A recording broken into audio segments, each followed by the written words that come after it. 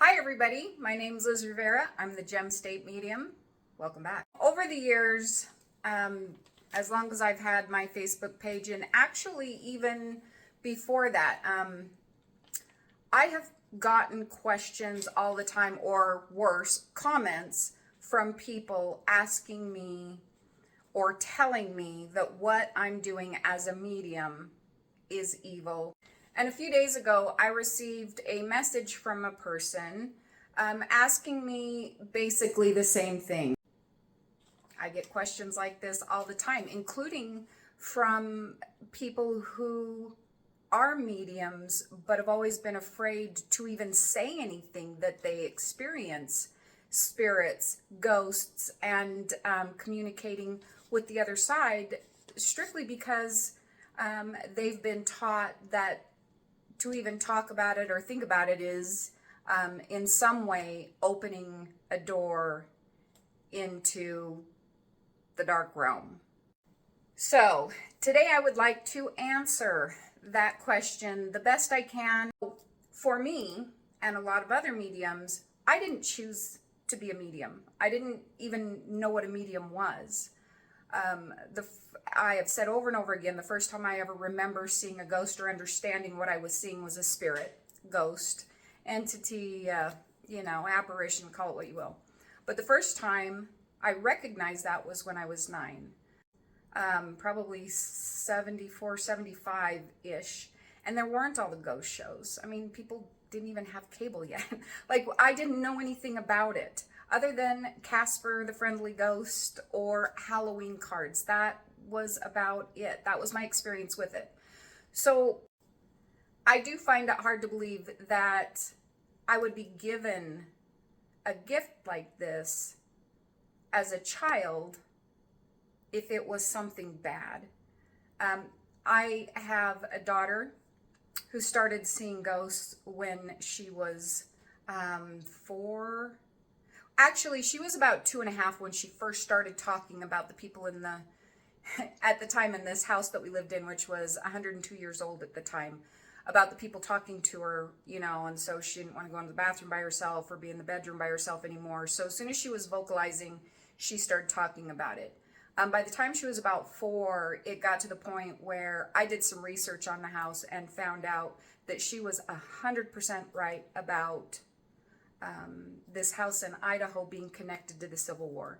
There's no 4 or 5-year-old that could do that. And you cannot tell me that she asked for it in a bad way or that it was bad. I just don't believe that. And so now I have a grandchild who is also now starting to talk about seeing ghosts and just the paranormal, but in his own way. He started at about 3. My point is that if you have a gift like this, where you are this sensitive and you see the other side and can communicate with ghosts and see them, it's hereditary. I have seen it over and over and over again, and somebody will say, yes, my grandmother would talk about it a little bit, or, it was always kept very quiet, and so we never really talked about it. So we do know it's genetic.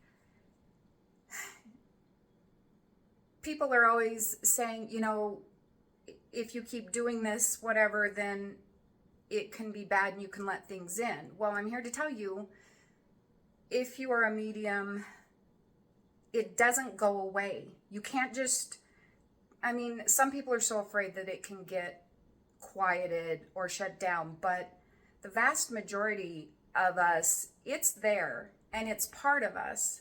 So it's not about delving into things. It's about, we're just able to see the other side. We're just wired a little different. We're picking up energies and frequencies that basic or other people don't, I didn't mean to call you guys basic, but you know what I mean, like that the rest of the world doesn't see. But there are enough of us out there that do see. And we're not, so it's not like there's only one person in the world that is a medium. There's plenty of us out there, and plenty of us trying to find our way you know, in how to navigate to protect ourselves so that if anything does come about, we are able to protect ourselves. So for me, 47 years, I have had this knowledge of seeing ghosts. And I've been going, you know, like I said, at first I was terrified. A good 18 years I slept with the lights on. I didn't know how to manage it. There wasn't enough information out there that back then. And gradually I got to the point where, you know, when people would ask me, and they were terrified, they would come to me, you know, close friends and family, can you help me? I think my house is haunted, or I work in a place that is haunted. Would you come walk through and at least tell us who you see so that maybe we won't be afraid or know that they're not bad or trying to hurt us. And so I started doing that 20 years ago or more. There are people out there that are really bad. And there are people that are out there that are evil. That is a rarity. I mean, I know we see so much on the TV and stuff, but the good far outnumbers the bad. And that also goes for ghosts and the people that we communicate with. It is different when I'm giving a reading and I communicate with somebody who has crossed over, opposed to if I go into a haunted location because somebody knows or feels this location is haunted.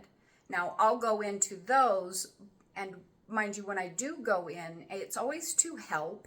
Sometimes it's out of my curiosity. It's kind of how I've had to learn on my own, is by going into haunted locations and stuff. But I have also learned in these 40 some years that I really rely on my ancestors, my grandmother, my grandfathers, like my ancestors. I rely on, because I grew up Catholic, which is what I know and what I was raised with, I will have holy water with me. I will have, my rosary. I have those things. If I've gotten a bad feeling or a very uneasy feeling, but somebody needs help, and I go to help. I prepare myself, I protect myself, and I don't go in just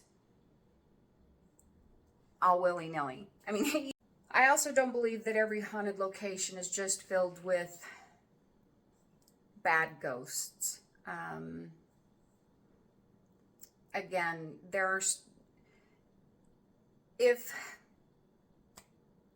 you believe in heaven and hell and all of that, and I hate to get really into too much religion, but if there's a place you can go that's positive and a place you can go that's negative, and people maybe in this lifetime believe that all the bad they did, they're going to go to a bad place, opposed to the good place they may stay. And those ones you got to watch out for. But like I've talked about before, there were a lot of people who weren't evil that may be afraid to cross over because they didn't go to church often enough, or maybe they got divorced, or maybe they had an affair. I mean, any one of those things from 100 years ago would be enough to frighten someone thinking, oh, I'm not going to go, to the good place, maybe I'll go to hell, so that's scary, and then they choose to stay. Some of them are just lost. Some of them stay because this is their happy place and this was their house, and maybe some of them, just aren't ready to go yet. It's not always bad. The things I stay away from, and I think most people should, and it is about things like Ouija boards or summoning. I've seen people online, like on just eBay, different places. And I'm not saying everybody is doing this, but when you talk about vessels, as far as dolls that have spirits in them. There are people that say they can put these spirits into dolls, and I don't know. I started reading on it and I'm like, that doesn't sound okay. I'm sure there's people who will say we know how to do it and it's fine. That's fine. Don't try it though. Ouija boards, don't use them, because that's when you're getting into not knowing who you're bringing in.